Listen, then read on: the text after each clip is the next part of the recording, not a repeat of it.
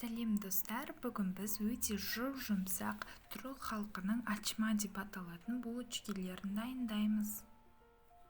Ең алдымен ыдысқа жылы сүтті, қантты, ашытқыны салып, жақсылап араластырамыз.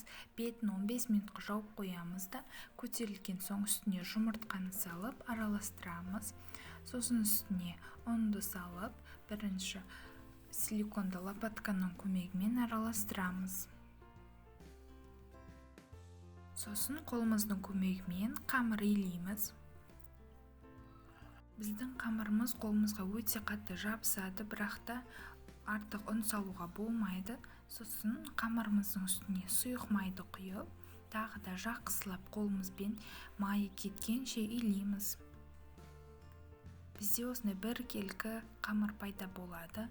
Қамырды көтерілгенше бетін жауып қоямыз. Көтерілген қамырды алып, дастарханның үстіне қойып, қолымызбен төрт бұрышты етіп жайып шығамыз.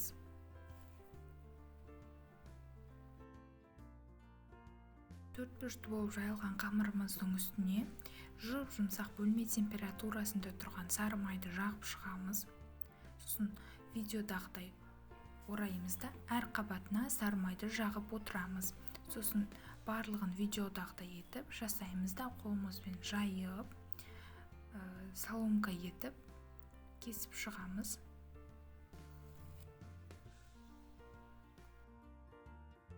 Содан соң кесілген қамырымызды алып, орап, домалақтап булочкидің формасын келтіреміз. Содан соң булочкилерімізді противеньге орналастырамыз, бетіне жұмыртқаның сарысын жағып шығамыз.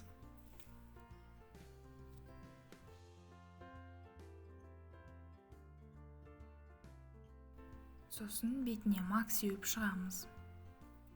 Булочкилерімізді қызып тұрған пеште 180 градуста 25-30 минуттай пісіріп аламыз.